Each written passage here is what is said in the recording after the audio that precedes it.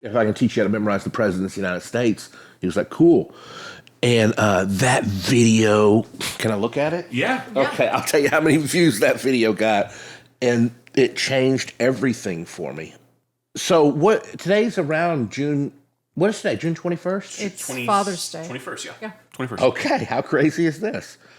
1 year ago exactly, June 21st, 2025, I started doing this June the 17th. Okay. So it's been almost 1 year. Yeah. I started with 13,000 followers. Okay. I have 1.8 million now on Instagram. 100% organic. But this was the video that changed it all.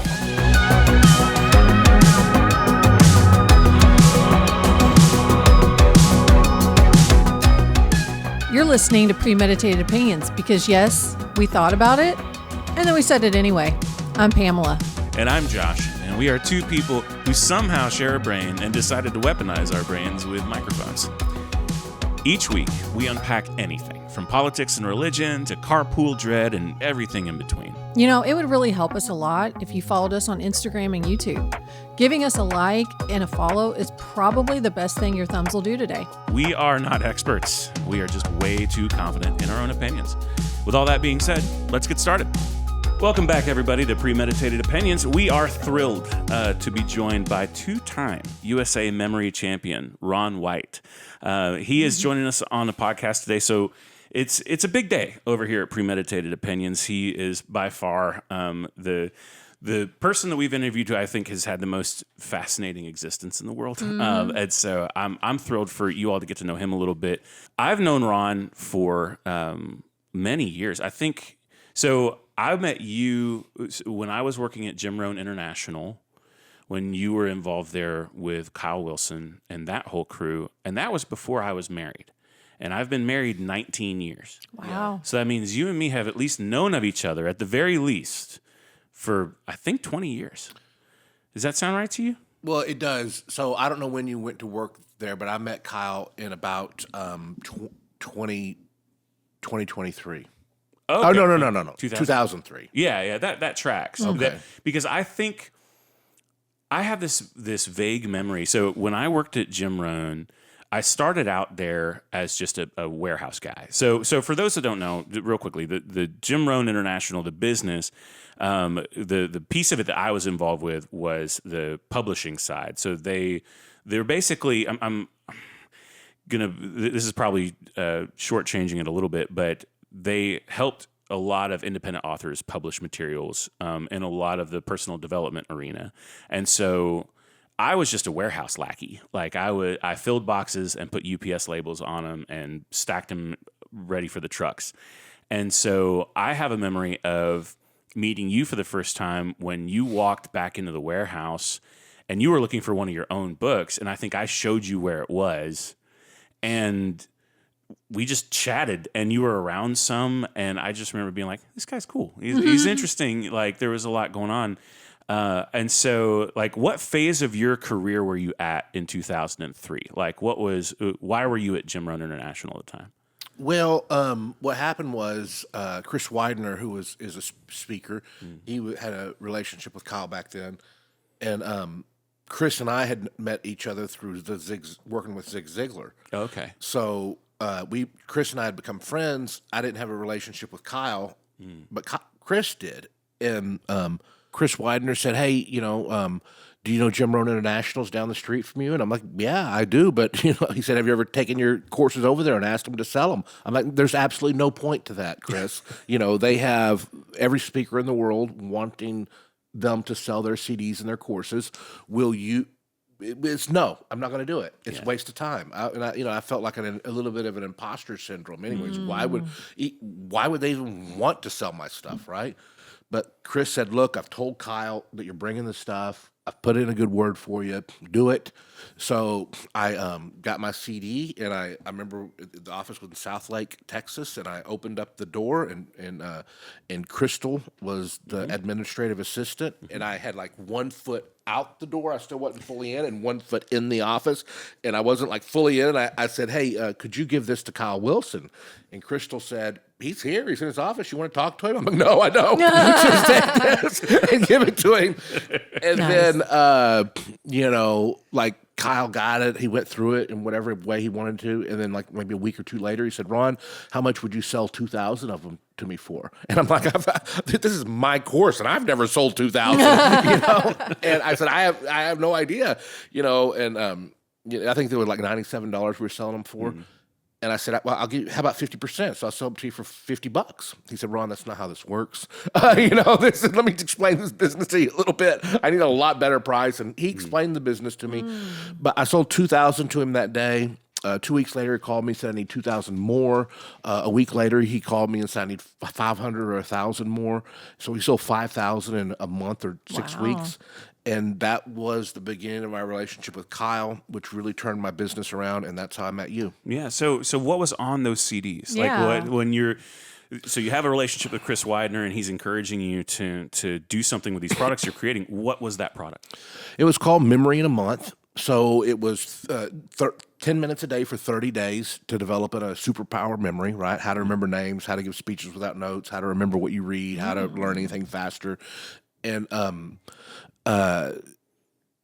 so they loved it, and back then, Chris was creating this product with Kyle, like a 1-year success plan or something like that. Is that what it was called? Yeah, I think so. Yeah, that rings a bell. One of the months they made accelerated learning, so that's why it was a good fit for what they were doing. Yeah. So on that, I know a little bit about this just because we were working together, and I remember just being like, in my time at Jim Rohn International, I tried to actually engage with some of the products that were there because I kind of was in a unique place where, like, I was surrounded by all this personal development material, and that wasn't ever really something I explored. But I was just like, okay, it's here, and I'm just going to start reading stuff. And so I would just pick stuff off the shelf that was appealing.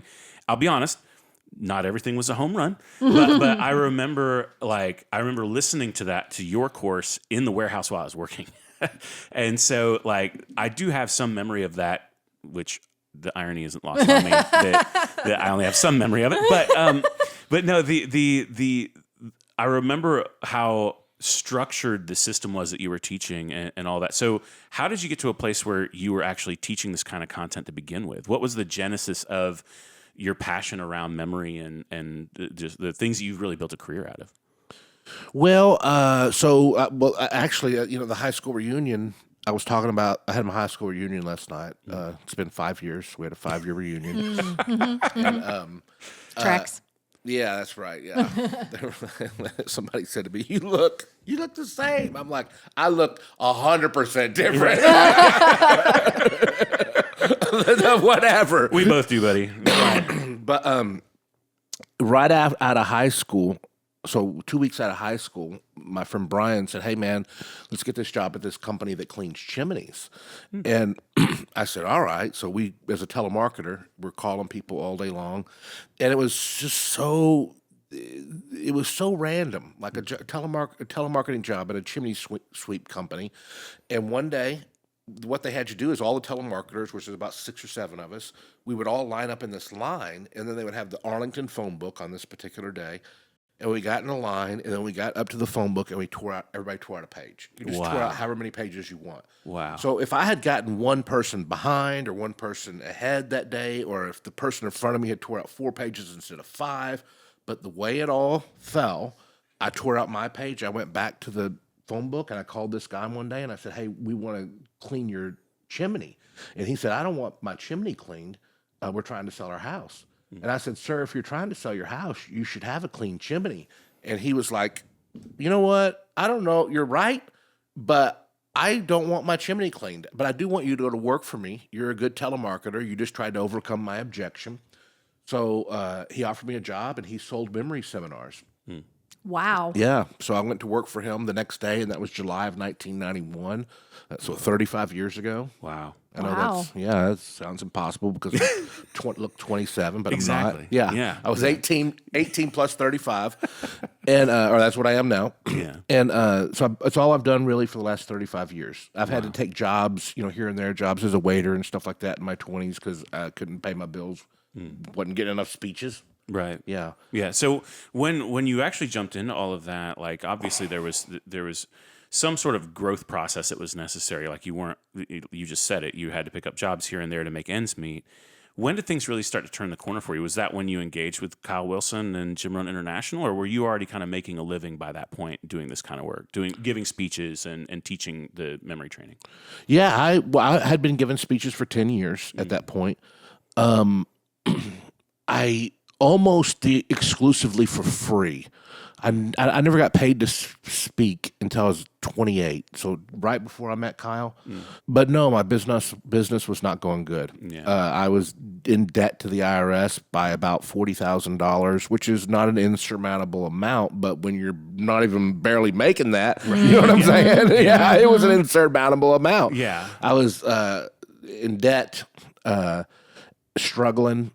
And, I always say if I had never met Kyle Wilson, I'd be living under a bridge in a cardboard box. And that's probably not so, yeah. Yeah. So, like, when in those early days of speaking and all that, like, I am not a public speaker. I am a working musician. So I know what it is to be on stage in front of people. I know what it is to bring energy to a space and to keep a crowd with you and things like that. When you think of kind of those early days, is there anything that stands out to you that you were getting right early on? Like when you were getting on stage and really giving it your best shot, was there anything you look back on now and think, I was doing this the right way, and maybe these things just hadn't developed yet? Like, do you have any sort of memory around that kind of thing? Because I like thinking about that in terms of my own career. Like, I like to reflect back and be like, oh, yeah, I was doing this well, and I can see now at this phase that I really had a lot of work to do in these other categories. Does any of that resonate with you? Yeah, I mean, 100%. What I was doing well was I was building my speech, right? It's the same speech that I was given in 1993 for free is the speech I will give next week for L'Oreal, the cosmetics company, at their annual convention, and get paid $15,000. It's the exact same speech. But what I was doing right in the 90s, giving it for free, is perfecting that speech, right? Giving that speech 20 times a month, 250 times a year, 2,500 times in 10 years for free. My speech now, people they'll say, hey, we knew we were getting memory training. We didn't know we were getting a comedy show. Right. But the reason they feel like they're getting a comedy show is in 1993, I give the speech. Somebody laughs at something I say. I say, oh, that's staying in. I didn't plan that, but that's staying in. Right. And then in 1995, I say something and people laugh. I say, oh, that's staying in. So now it's the speech teaching memory, but it's fun the entire time because I remember all the jokes. So it's my highlight reel of my 90s condensed into a speech. So that's what I was doing right. And that's why that time was invaluable to me. What I was doing wrong is I was doing my own taxes, and I was doing them 2 or 3 years late, and I always owed the IRS money. I mean, when I met Kyle Wilson, I owed it $40,000. In 2012 or something like that, I owed the IRS $120,000. It was just outrageous. I didn't have an accountant. I was doing it all on my own. I wasn't organized. I'm still not organized, but I have a good CPA, right? And that was part of the evolution, right? Yeah. Absolutely. Yeah. No, that's really interesting. So I want to get into talking a little bit about the Afghanistan memory wall, because this is one of my favorite things that you do, and I have such tremendous respect for it. But I want to get there by way of talking a little bit about your military service, and so. Would you break down just a little bit for us of like how you engage with the military, how and why you engage with the military, and just the path that puts you on to getting to wanting to do a project like the Afghanistan Memory Wall? I said this is pretty much all I've done over the last 35 years, and it is. In my 20s, I took a job as a waiter to pay bills. I took another job, and it wasn't to pay bills. Matter of fact, I lost money because of it. You can't say you lost money, but I made less money because I did it. So I started in 1991 as a memory speaker. In 2001, a decade into my career, I'm 28 years old, and 9/11 happens, right? So me and my friend Brian, that I've been friends with since I was 11 years old, we were sitting on his couch shortly after 9/11. We're both 28 years old. And he said, hey, man, don't laugh at me, but tomorrow I'm going to join the Army. And, he'd been my closest friend since I was 11. And it made sense. I mean, it made sense. And it was not a decision I gave more than half of a second thought to, because I knew instantly it was right for me. And so after 9/11, we went and we joined the military as a response to 9/11. We both served 8 years as a reservist. He was deployed to Afghanistan in 2005. I was deployed in 2007. So that is the genesis of the tribute. If I had never joined the military and served in Afghanistan, this idea for this project that I do now would have never happened. But what the project is in 2012, I began memorizing everybody who died in the war in Afghanistan in the order of their death. The first one we lost is on my wrist right here, Master Sergeant Evander Andrews. He died October 10th, 2001. And the last one we lost, and they all 13 died at the same time. So how can you say it's the last one? Sure. But the one I've chosen to represent the last one is HM3 Maxim Soviak, August 26, 2021. Wow. So on my wrist, I wear the first and the last, which signifies all of them to me. And there's 2,468. And I know all of them. I memorized them. I know the rank, first name, last name. I probably, well, I don't want to say that because it sounds like I'm boasting, and I don't want to boast about a project that's meant to honor the fallen. Yeah. I hear that, but at the same time, it's a remarkable use of your unique skill set. It's a remarkable use of it's a remarkable thing to just have done in general. And so, like you've always operated around around this with a lot of humility, and I had the distinct pleasure of. I don't even remember exactly how this all happened, but there was a season where I was doing some pretty consistent video work for you on and off, just little YouTube stuff that. I think YouTube even then was not anywhere near the engine that it is now, and so we were producing some video content together around the time where you started doing events with the Memory Wall. And when we say the Afghanistan Memory Wall, tell us a little bit about what the actual structure is, because you're writing when you do an event with the wall itself, you pull a trailer that has the literal physical wall on the back of it. You show up, you assemble that wall, and then you write it. Tell us a little bit about that process. Like, when you show up someplace, how long does it take you to get it set up? How long does it take you to actually get all these names written? Like, what is this like for you in execution? Yeah. So, in 2012, by that point, I had won some memory championships, right? Set some records for memory and that kind of thing. And then my records started getting broken. I was dethroned as the memory champion for the United States. And I thought, okay, I can't stay stagnant. My memory championship days are probably over. I don't think they are. Actually, I don't think they are. I'm 53 now. I don't know when, but I'm going to go back. It needs to be in the next 5 years. Yeah. Okay, I mean, I'm over 50. There's never been an over 50 memory champion, but there's never been an over 60 for sure. Yeah. But anyways, at that time it was over for me, right? Yeah. So, I said, what am I going to do? So I said, well, I'm going to memorize pi to 100,000 digits. That'll get me in the Guinness Book of World Records. Whoa. Yeah. So how far'd you get? Whoa. I spent a couple weeks, and I got maybe to 2,000 digits or something. God. That's still Right. incredible. Insane. Yeah, but it's a system. So, but then I remember I was at the Texas Rangers baseball game, and I was sitting there, that's how I would memorize. I would always take what I was working on with me wherever I went, and I'm somewhat of a loner. I'd go to 40 baseball games a year, and 38 I was alone. So I would just sit there with the Guinness Book of World, not the Guinness Book of World, pi, and I would just memorize it, right? And I remember being there at the Ranger game. I remember the instant moment I was there. I started calculating the pace I was at and how long it was going to take me to get 100,000 digits, right? Yeah. And as I did it, I thought, this is going to take a year. Yeah. And I'm like, okay, I'm okay with that. I'm okay with that. If this is going to be the greatest memory achievement of my life and it gets me in the Guinness World Record, I'm 100% okay with it. Yeah. But then I thought, is that meaningful to me? Like having 100,000 numbers in my brain, will I enjoy this? And I'm like, I'm not going to enjoy this at all.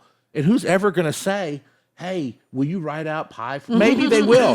Maybe they will. Like maybe there'll be a podcast or a TV show but it's going to be rare, right? Totally. So then I thought, well, what is meaningful to me? And somebody asked me around that time, how long would it take you to memorize the Vietnam Wall? Oh. And there's 59,000 roughly on the Vietnam Wall. Ooh. And I said, I started doing the math. I memorized 155 names in 15 minutes at the USA Memory Championship. Mm-hmm. So I started thinking, okay, 155 names, but that was just first names or it wasn't first and last. The Vietnam Wall is first and last, so it's 60,000 plus double it. So now it's 120,000. I did all these math calculations in my head, and my answer was I could do it in 2 months. Something like that. I gave the answer. I don't remember what the answer was. Yeah. This was 15 years ago. Yeah. Mm-hmm. But I was so wrong. I was so wrong. I wasn't allocating. That was such a naive answer. But I wasn't allocating for the time of review and memory, right? But as I was thinking, I'm going to do the Vietnam Wall. That's it. That's a project I could get excited about. It'll take me less than the Guinness Book, the pie. Yeah. But then it just one day all made sense. I served in Afghanistan. Nobody's honoring them. We're doing Memorial Day stuff, but there's currently no Afghanistan wall. I'm like, I'm going to do it. I'm going to create the Afghanistan wall.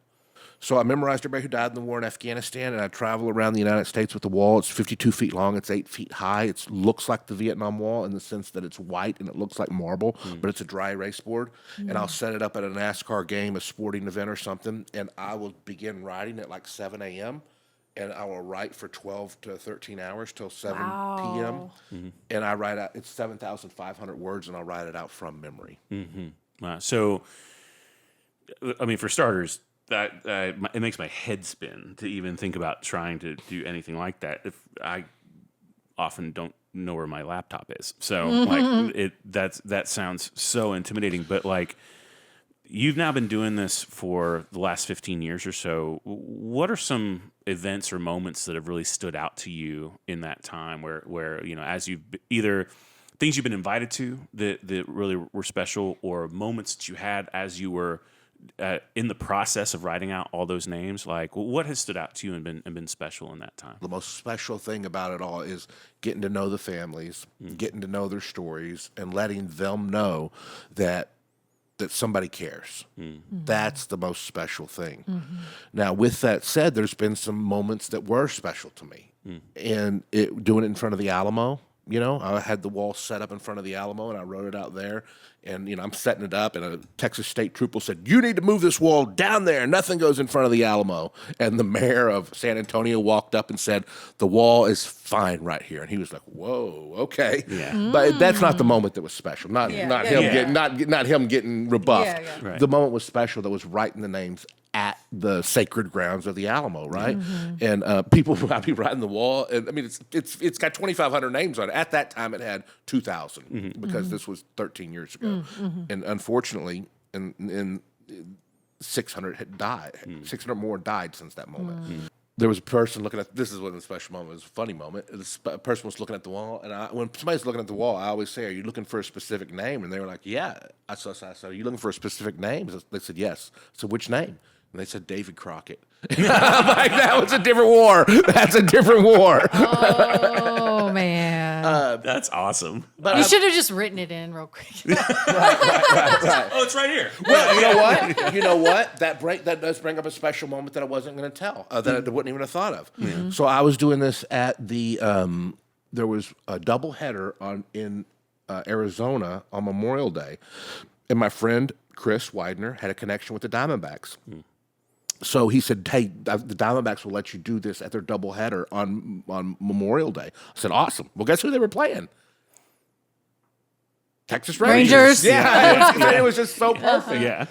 When I was there, somebody walked up to the wall and they said, "Is this name on the wall?" And I have them all memorized. And when somebody says a name, I know if it's there or not. And normally I'll be able to say, "Yeah, it's number 722." And I walk them over to it and I point to it.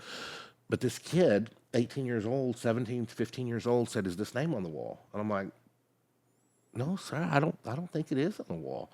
And so I got up my phone and I Googled it and I said, "Oh, no, man, he's not on the wall. He died in Iraq. I'm sorry for your loss, but this is for Afghanistan." And then I said, "How do you know him?" And he said, it was my dad. And he's the only person who's ever written on the wall other than me. I gave him the marker. I said, man, why don't you put your dad's name on the wall? Nice. So that was a special moment for me, and it was a special moment for him. And I wouldn't have thought of it had you said about writing on the wall. Yeah. Yeah. No, that's so cool. And like I've enjoyed following all of that storyline. I mean, from day one, it's such a cool project to conceive of. It's gotten a lot of attention. I know it's gotten you some really cool opportunities and some exposure. And at the same time, I know, and you've said it in the context of this recording today, that you're not trying to draw attention to you. And I really respect that about it. Like, this is something that you're doing out of a sense of just responsibility and connection and being able to use a unique skill set to do something that honors something that you're passionate about. I have a tremendous amount of respect for that. You've also done some other really interesting things. Actually, one of the things I meant to ask you earlier on, so I introduced you as two-time USA memory champion Ron White. What does it mean to say you're a two-time USA memory champion? Like, what things did you have to be involved with? What did you do to win that title twice? Right. So one thing I will want to say, I don't want people to think I'm trying to claim to be overly selfless and overly humble, because I'm a human, and I have selfishness and ego too, right? But so one, I'll button up the Afghanistan wall without, so I'm not trying to portray unlimited selflessness and unlimited humility. I'm very careful about the Afghanistan wall, and when we do the wall, when people ask, how did you do this? We never say, well, he teaches memory training seminars. You know what I'm saying? So I try to remove as much benefit from it as I can, right? The way we answer the question is, well, he used to hold the record for the fastest to memorize a deck of cards, so he knows how to memorize, and he served in Afghanistan. We never say, I have a business. I don't wear my business shirt, right? So because it's a tribute, it's a memorial, and I want those Gold Star families to know, hey, he's handling this with care. This is about our fallen. Yeah. Yep. However, I do know it is a massive memory project, and it's really unmatched for current memory projects of anything anybody's doing, in my opinion. So that does build credibility for me, right? Of course. And so the credibility in my brand. And I'm 100% aware of that. So let's go now to your question of what is the USA Memory Championship. Yeah. It's a really large nerd tournament, and right. Yeah. You're in good company. We are. Yeah. It's a series of events. When I competed, it was 7 events. It's morphed a little bit now. I don't exactly know the exact format now, but it's very similar to the same. So what it is, it's 7 events. Event number 1, they hand you a sheet of paper, and this piece of paper has 200 photographs on it. And underneath the photographs, it has their first and their last name. And then they let you look at it for 15 minutes, and you're just looking at it, memorize as many names as you can. You get 1 point for every correctly spelled first and last name. So really, you want to focus on the names that are easy to spell, right? Yeah. And you don't want to go for all 400 points, because you're not going to get it, Right. But at least that's my strategy. And I was the champion, So Who else are you going to listen to? I mean, I'm sure there's some numbskulls just going in order, trying to memorize everybody's name. I'm like, McGillicuddy? Nope, I ain't memorizing McGillicuddy. Stephanie with an I? I'm sorry, I'm not doing that one. Okay, so they don't have to be done in order. You just have to, as many as you can memorize. Yeah, and here's the thing. So the organizers know this, and the memory, they call them mental athletes. The mental athletes know it. If you could memorize it in order, you would not have to attach the name to the person. Right? So if it's a picture of you and it's a picture of you, and underneath you it says your name and it says your name, well, then they give me the photographs back, and you're still the first picture and you're still the second picture. I wouldn't even have had to attach it to you. Right. I would have just had to memorize it in order, which is what I did for the Afghanistan wall. Yeah.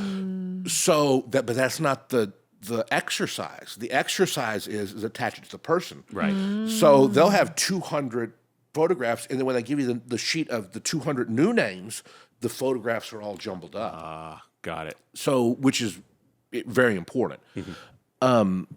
So that's event one. My best score for that's 155 names, points. And then the next event is how many numbers can you memorize in 5 minutes. So they'll give you a sheet of paper and it's got about 400 digits on it, and they'll let you look at it for 5 minutes and then they'll take it away. And then they give you a sheet of paper with nothing on it but blanks and a pencil, and you write out how many numbers you can recite that you just memorized. I held the national record for a while. I memorized 167 digits in 5 minutes. And then that's the second event. The third event is how fast can you memorize a deck of cards, which is it's most people's favorite event, because it's like, if you say I held the record for the fastest to memorize a deck of cards in the United States, that's like, wow. If I held the record for the most names memorized, it's still cool, but there's just something about cards, right? Yeah. There's a casino element to it and all that. Like, we're all fascinated by that. So that event is they have a deck of cards right there. They say, go. You picked it up, look as fast as you can, set it down. I held the national record for that. I did it the fastest ever at the time in a minute 27 seconds. And the way that works is you look at it and then you set it down. So when you set it down, that's your score, right? The time. Got it. And then they give you 5 minutes to reassemble a second deck and see if it's right. Right. So how many names can you memorize? How many numbers can you memorize? How many how fast can you memorize a deck of cards? The next one is how many words can you memorize from a poem? That's the first four events. Then they take that score. Typically, there's about 50 people competing at that point. They take the score, and the top 8 people move to the championship round. Wow! And it's like the playoffs, right? Yeah. And I'll run through this just really quick. There's 8 people on stage, 8 people up there, and they give each of you a list of 100 words: dog, cat, lamp, sock, fan, pool. Right? Everybody memorizes the same 200 words. They take the paper away, so we've all looked at the same words. They give the microphone to Josh. You say the first word. They give the microphone to Pamela. You say the second word. They give the microphone to me. I say the third word. Wow. And it keeps looping around all 8 people. That seems harder to me than just going from the top. Like, I don't know. Yeah. Oh, man. That's crazy. Yeah. I didn't know that. Because if you mess up, is that going to mess me up? Exactly. Yeah. If I skip a word, are you now? Yeah. Oh, that's a good one. Yeah. Yeah. And then if, let's say, Josh, you forgot a word. See you later, Josh. Now we're down to 7 people. Wow. And when 3 are eliminated, we go to the next round. So now there's not 8, there's 5 on stage. And the next round is where I got eliminated in 2008, the first year. They have 5 people walk up. Person number 1, they all say the same thing. They all give the exact same information in the same order, but it's personal to them. They all say, this is my name, this is my birthday, month, date, year. This is my city and state where I live. This is my zip code. This is my 10-digit phone number. It's with an area code. This is my pet's name, the type of my pet, and the color of my pet. These are my 3 favorite foods. These are my 3 favorite hobbies. It's 15 pieces of information, and I might have left out 1 in there, but it's 15 pieces of information. And so he says 15 pieces. The next person walks away. That person says 15. And they give it all to us, and we're all just sitting there listening. We do have a paper that has what they're saying, so you can listen and you can read at the same time, which helps. Because really what most people do is they just stop listening and they just start memorizing it, right? But you have to at least listen to "This is my name." And I learned this. It was not. I learned it on the spot. They gave me the papers. I thought, I ain't gonna listen to these people. I'm just gonna memorize this. But as I was doing that, it clicked in my brain.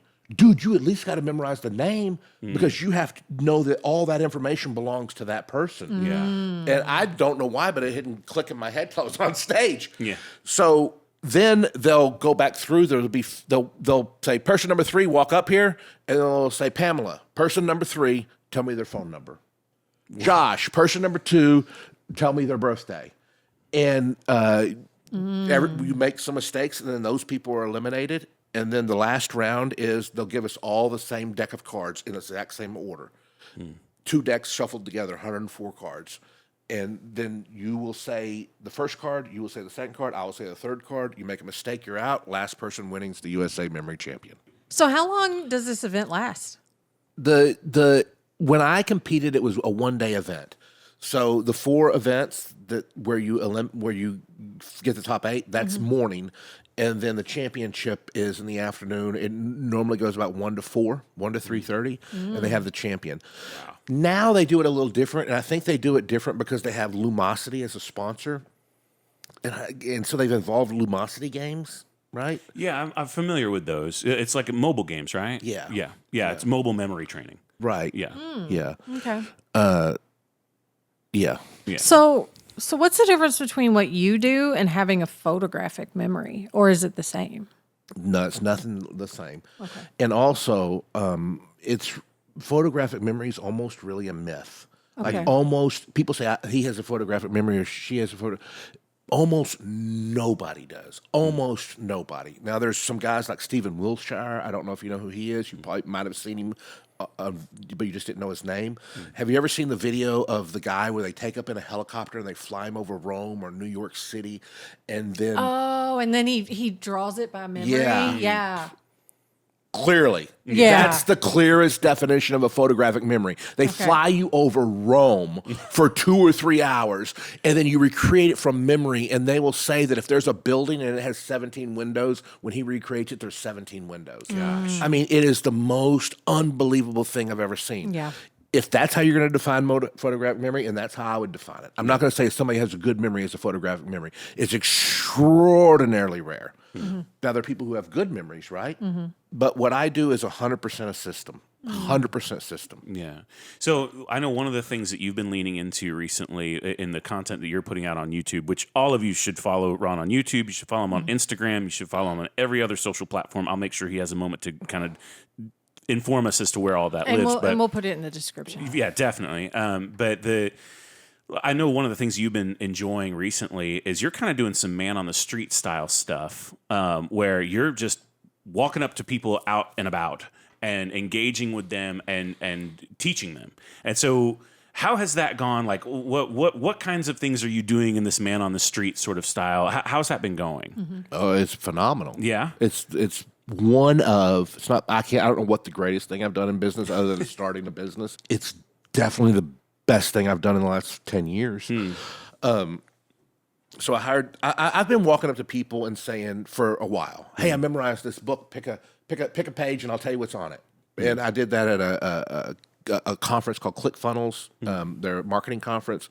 And I've done it with some other stuff. You know, I memorized the Constitution, so I'd be like, hey, here's the Constitution, say a couple sentences, and then I'll pick up where you are. But I never did it on video. Well, I did. I was on a Chad Prather he's a guy who has a podcast. I did do that on video once. But typically I was just doing it more like to get attention at conferences or something. Well, I went to this guy, Andy Elliott's house, and I handed him the book. I said, hey, Andy, here's your book. Pick a page number. He said 72. I said, what you talked about on that page is this. He said, man, Ron, that's fascinating. You need to go out on the street. So I had been doing it. I just hadn't been documenting it. Right. He said, you need to go on the street. You need to approach strangers. You need to say, excuse me, sir, to establish that you don't know them. I'll give you $50 if you will write 30 numbers on this sheet of paper. And if I can't recite it, I'll give you $50. So I did that. I was going out to the stockyards here in Fort Worth, and I walk up to people and I'd say, excuse me, sir, if you can write a 30-digit number or a 50-digit number, if I can't memorize it in 2 minutes, I'll give you $50. And I kept doing that, and it was going well. But I was like, you know, I mean, my brain gets tired. I'm 53 years old. You know what I'm saying? And I'm and I know I've said that like 10 times. I'm more making jokes about it than anything. Yeah. It's, you know. I mean, you could whoop my ass right now. With no problem whatsoever. Yeah. All the jujitsu you're doing and all that. No, I think. I got to 3.14 and I was done. Yeah. That's the extent of my pie knowledge. Okay. Yeah. Well, you know what? Then let's do something. Okay, let's do something. Let's do okay. something. Come on. So when I got tired one day, I turned to my assistant Amy, who follows me. She's been with me 10 years. She's the longest relationship of my life. I say that all the time. I mean, I have friendships with guys like Josh and Kyle, but you know, I tell her that you're the longest relationship of my life. Yeah. She, because she's very tolerant of me, and I'm very tolerant of her. I mean, that is the secret to great relationships is being able to put up with each other. Tolerance. Yeah. So I got tired one day, and I said, "Hey," told Amy, I'm tired of memorizing stuff. I'm gonna make somebody else memorize something this time. And I walked up to somebody and I said, "I'll give you $50 if I can teach you how to memorize the President of the United States." He was like, "Cool." And that video, can I look at it? Yeah. Okay, I'll tell you how many views that video got, and it changed everything for me. So today's around June. What is today? June 21st. It's Father's Day. 21st, yeah. 21st. Okay, how crazy is this? 1 year ago exactly, June 21st, 2025, I started doing this June the 17th. Okay. So it's been almost 1 year. Yeah. I started with 13,000 followers. Okay. I have 1.8 million now on Instagram, 100% organic. But this was the video that changed it all. I got tired of memorizing stuff for people. I'm like, come on, I got more value than just being A computer. a magician or whatever, Yeah, a computer. yeah. My real value is not in me memorizing. The real value is not that I held the record for the fastest to memorize a deck of cards. The real value that I provide to life, to people, is that I could teach you, and add value to your life. So I walked up to this guy and I said, "I'll teach you how to memorize the presidents." He said, "Okay." I posted it. It took off. This video has got 3.1 million views, all organic, and 161,000 likes, all organic, 20,000 shares. And that's when the light bulb flipped off of me. People are only going to watch me memorize a number so many times. Right. But let's do this. I'm not going to give y'all a dime. That's fair. I'll That's give fair. y'all a high five Okay. if I can teach you how to memorize more than 3.14. Oh, gosh. All right, done. Okay. So to remember anything, you need two things. You need to create a picture for it, and you need to attach it somewhere that you know, somewhere that you can go to and get the information later. So it's like, think of a file on your laptop. If you put everything on the desktop of your laptop, you ain't got 2,000 icons there. And sometimes, honestly, my desktop looks like that. And then I say, "Pamela, go get this file," and you look at the desktop, and there's 2,000 icons. You're gonna find it. It's gonna take you forever. But if you have folders, and you probably do, and when you go back and you get the information, you just go to that folder, right? So memory works the same way. You can't just throw stuff on the desktop of your mind. You need to put it in a folder, which is a physical place that you can actually see. Most times, there are some exceptions. A physical place that you can actually see, and you go back to that physical place and you retrieve the data, right? So let's do this. Let's establish physical places that we can go back and we can store data at. So first place is going to be on the top of our head, right? Okay. So what's number one? Top of your head. Top of your head. We already know 3.14, but let's memorize the 1.4 anyways. Okay. For 1.4, let's think of 14 karat gold. Okay. So, Josh, your head is made out of 14 karat gold. It's about time. Pamela, we can make your hair made out of it. We can't do that with Josh. So, and me. Fair. And That's me. fair. Okay, all right. So Josh and I are in the same boat. So imagine this: your hair, your head is gold, and the gold. But we can't just have gold. It needs to be full of action. So it's melting. So what's melting on our head? Gold. Gold. So 3.14 1.4. for 14 karat gold. The next one is 3.15. 1.5. So let's take a one high five. Let's use our nose. I'm gonna high five your nose. High five your nose. 1.5. Yeah. One high five. Yeah. So let's say it now. 3.1. 1.4. 1.5. Now the next one is 9. So a cat has 9 lives, right? Baseball has 9 players. Which resonates more with you? I'm not much of a cat guy. I'm going to go baseball. Yeah. Baseball? All right. So imagine somebody throws a baseball at you and you miss it, you don't catch it, and boom, it hits you in the mouth. So that represents 9. But there's also pain to that, so that's good. So what's number 1? So it's 3.14. 1.4. 1.5. 9. Now, do you play the drums? For some reason, I think you do. I do. Okay. So you got 2 sticks, right? 2 sticks for the drums. It's the next 2 is 2/6. Okay. Okay, so 2 sticks for 2/6. Let's make our shoulders where we're going to store that data, and we're playing the drums with 2 sticks on our shoulders. So what's the next number? 2 6. So let's say it all together. 3 point. 1 4 1 5 9 2 6. Now the next one is a series of 3 numbers, 5 3 5. Okay, so for 5, or we used to high five. So we're still going to use that, a 5. So we're going to use our hips and our belt here. Okay. So a 5 here and a 5 here, right? So it's 5 5. In the middle, let's imagine for the number 3, what do you like better? Do you like a tricycle? Do you like a tree? Do you like a pyramid? What do you like for the number 3? Tricycle's fun. Tricycle. Okay. So imagine there's a tricycle riding circles around your belly button. Okay. All right. Okay. Okay. So it's 5 3 5. So what's that number? 5 3 5. So let's start at the top. 3 point. 1 4 1 5 9 2 6 5 3 5. The next one we're going to put on our kneecap, and we're only going to use our body, so we're clearly getting to the finish line. Right. Okay. We're not going to 1,000 digits right now. I want you to. We decided that 9 would be a baseball, right? So in memory, you got to be consistent. You can't make a baseball 9 here and then use a cat here, right? Okay. So I want you to see a baseball on your kneecap, and you decide, man, I'm so hungry, I'll eat anything. I'm going to eat that, and you just eat the baseball.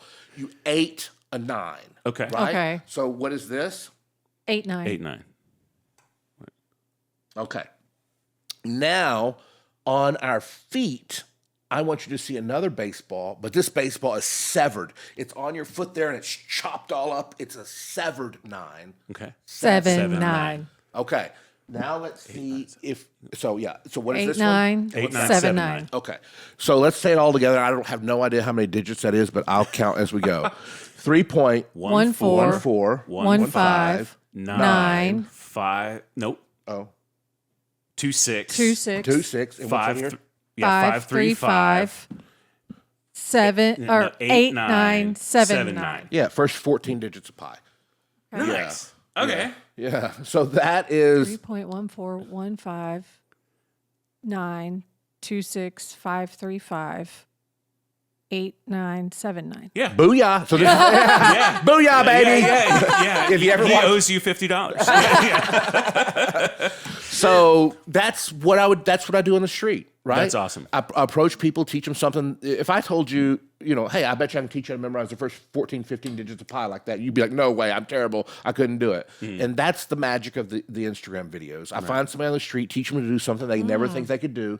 Plus, it has a little bit of suspense. I'm not Mr. Beast, but adding money had a little bit of suspense, Yeah. So it has the money element. It has a challenge element. It has something that people might be interested in knowing. And that video got 3 million views. There was one other video, and I really credit it for launching my Instagram. I was never going to do anything religious, I just wasn't, you know what I'm saying? I just wasn't. Yeah. But I was walking down the street, and I saw this guy, and his shirt said, Jesus won. And so me and my assistant have a thing where if I see somebody that is good, that I think is going to be good, fun, kind of like a Price is Right. They always pick people they think are going to be fun. Come on down. And they're like that. That's who I'm looking for. Yeah. So I saw this. Whenever I see somebody that I think would be good, I'll point to my assistant, and I'll just. So when I point to her, she knows to hit record. So I see this guy. His shirt said Jesus won. I pointed to her, and I did not. Normally, I'll have it planned. I'm going to teach the presidents today. I'm going to teach the pi. I'm going to teach this. This was not planned. And my assistant was confused because we'd already done everything I had planned that day. So I see, it says Jesus won. So I point to her. I walk up to him, and I had learned about 5 years ago the 10 Commandments using the fingers. 1, there is one God. Number 2, don't bow down. Number 3 is don't take the name of the Lord in vain. This looks like an M, right? So imagine this M, and it's on your mouth. Don't take the name in vain. So I walk up to this guy, and I taught him all the 10 Commandments using the fingers. That video, oh my gosh, that video it's got 11 million views. Whoa. 694,000 likes. Wow. Not 690,000 views, likes. Yeah. 300,000 shares. This video right here, let's see, I'll scroll down. I got 130,000 followers from that video. Wow. So that's, which is almost 10% of the entire year. So that's what those two videos combined is what took me off. So when you get hired to go speak at these conferences and all that, like you've obviously got quite a following. That following has really exploded in the last year. I know that the question I'm asking you is actually a part of some of your presentation, but why is this an important skill for people to have? What value are you adding to their lives by them being able to memorize names, memorize data, and things like this? Right. So if and you just hit on the points, like what value in life is going to knowing pi to 14 digits? You know it. You could now, right? That's kind of neat. But how's that going to add value to your life? It's probably not. But if It's a cool parlor trick. That's right. Yeah. That's right. That's know? right. It is. A business conference won't hire me to teach them a trick, right? Right. So what the business people want to know is there's a car dealership and there's their sales guys are somebody's walking up to them and saying, I want to talk to my wife. And then the salesman says, okay, well, when you talk to her, let me know and I'll hear back from you. They never hear back from them and they don't make the sale. But there is a way that you can still respect the man's wife, but there's a way where you can structure it to still close the deal, right? And I don't know what it is, but it is how to overcome objections. How do you remember your objections under pressure? So Pamela's selling a car, and the person says, you know what, the price is too high. And Pamela says, you know what? You're kind of right, or whatever. Or she'll just say, hey, you know what? I'm so sorry that the price is so high, and you lose the sale. But that car dealership has a script that when the customer says the price is too high, you reword it and rephrase it, and then the customer's like, oh, wow, I guess the price is right. I will buy it. Yeah. So if a business person can memorize their scripts, if a CEO can get up on the stage and give his company presentation and not lose any notes, he's more charismatic speaker. Giving speeches without notes, remembering scripts, remembering names to build relationships, right? So there's so much value in business in having a good memory, but there's also value in school. You're in college, you're struggling, and you got a big test, and you need to know, all the stuff for the history test. Memorize it using the system that I kind of described.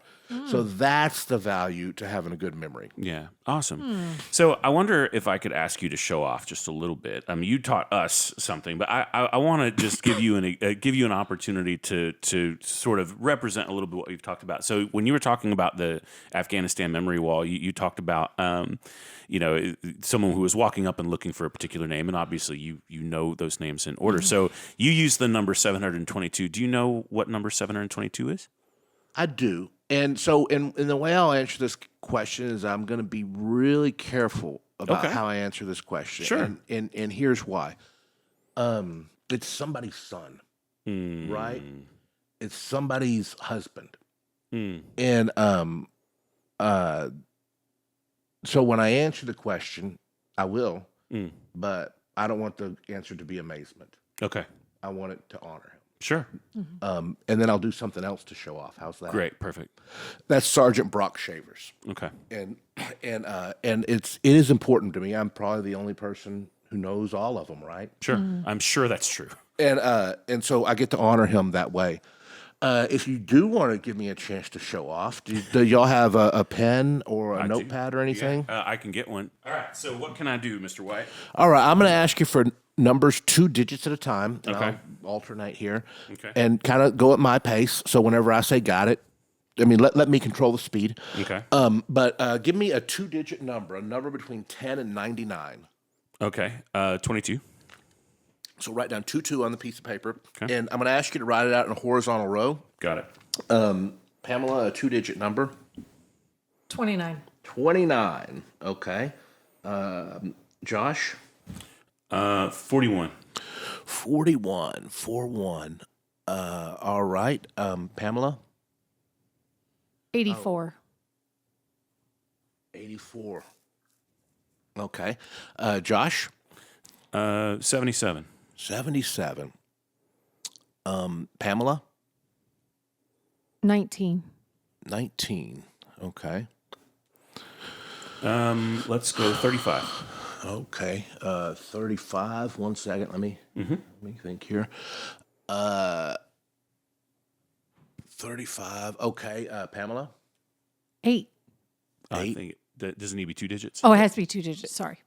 Doesn't have to be, but let's make it 2 digits. So Okay, it could be something in the 80s. 87. 87. Okay. Josh? 22. 22. Oh, well, No, we I already used did that. 22. Sorry. No, let's go ahead and do it. Yep. It's already locked in. All right, 22. Sorry. That was the first number, and that was the 9th pair. So the first pair and 9th. Pamela? 63. 63. Okay. Josh? 51. 51. Okay. Pamela? 49. 49. Okay. Josh? 36. 36. Pamela? 17. 17. Okay, hang on 1 second, Josh. All right, Josh. 91. 91.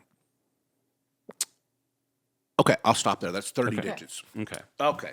So I don't know if I'm gonna get this 100% right or not. Let me pause for 1 second here and think about what we've done. Sure, and for anyone watching or for anyone listening on the audio, this would be a great opportunity to jump over to YouTube and watch this on video. So if you are just listening, that's great, but also watch this on YouTube. Okay. I believe that number, and I just say it as single digits. That's just typically how I do it. Okay. I believe that number should be pretty close. Don't know if I'm going to get it 100% right. Pretty close to 22294184771935, and then 8799, and then 6351493617. I'm right so far, right? Just about. Oh, well, other than the last one, did I mess up in the middle there? There's one Okay, pair. tell me the number that I got right before it. 87. 87. Oh, I said 99, and it's 22. Yes. Correct. Okay, so now I'm perfectly right. Yes. All the way up to the very last one. Yep. And you know what happened? Okay, so I got don't tell me this. Don't tell me this number. Nope. So that should be the number forwards, with the exception of the last one, right? Correct. Okay. I'm going to delay telling you the last one, and I'm just going to say, now let me say it completely backwards, Okay. with the exception of the last one. Okay. Going completely backwards, with the exception of the last one, it is 7-1, and then 6-3-9-4, and then 1-5, and then 3-6-2-2, and then 7-8, and then 5-3, and then 9-1-7-7, and then 4-8-1-4, and then the number there is 9-2-2-2. Is that right? Yes. Okay, Yep. with the exception of the last one. Now let me see if I can figure out this last one. This might take as much as 30 seconds, but let me see if I can figure this out really quickly. I'm not going to put you under any more duress. That was incredible all Yeah. by itself. Like, Yeah. like I can't do anywhere close to any Yeah. of that. That's really amazing. So, okay. Forwards and backwards. Yeah, Like, that's ridiculous. So tell everybody where they can find your content at this point. If someone wants to engage with you on YouTube, Instagram, everywhere that you are, tell people how to find you. Brain Athlete. If it's my website's brainathlete.com, my Instagram's Brain Athlete, my YouTube is Brain Athlete. Search Brain Athlete and you'll find it. Awesome. And if someone wanted to maybe hire you to come in and speak, how does that work? Well, go to brainathlete.com. Okay. Same conduit. Yeah. Okay. Fill out the form, and any conference or you want me to do a half-day training for your company, anything like that. Awesome. That's so great, man. It's just been such a pleasure to have you. I know that we've been friends a long time. Kind of stayed in touch on and off. We've run into each other here and there. And when we started this podcast, one of the things that Pamela and I talked about was like, we want to bring on people that we engage with and think are fun and are just interesting to listen to. And you have been all of those things and more. Yep. And so I'm just thrilled that you said yes. Thank you. Right. And I hope nothing but huge success for you. But yeah, we've kind of reached the end of our time, and I'm so grateful. So thank you for making the drive out and spending time with us. Thank you. Those listening for letting us back into your ear holes for another Premeditated Opinions. That is we're just thrilled that you're here. Please give us a follow on Substack. That's the best place to engage with our content. You can also become a premium member there for some additional stuff. We're also on YouTube. We're on Instagram. We're on Facebook. Are we on TikTok? Yes. Kind of. Oh, I think I got it. All right. 91. That's Yeah. it. Booyah, baby! Now we're done, Josh. I wasn't getting out of here until I got that perfect. Nice. 91. That was You got it. So I can't think of a better way to end than on 91, which might be what we title this episode. Literally. I'm okay with Is 91. But thank you all so much for joining us. We're thrilled that you're here. Please be back in a couple of weeks for more content that will hopefully be somewhere as compelling as this episode has been. Thank you all so much for joining us. Well, that's it for Premeditated Opinions, where the thoughts were fully baked and only mildly regrettable. If you enjoyed today's episode, congrats on having truly excellent taste in podcasts and opinions. Following us on YouTube and Instagram is a quick and easy way to support us. So if you liked literally anything about today's episode, please like and subscribe. Also, send this to someone who needs to feel seen, dragged, or both. We'll be back next week with more unsolicited insight and emotionally responsible spiraling. And until then, please stay hydrated and behave yourself in the comments. But if you don't, at least make us laugh.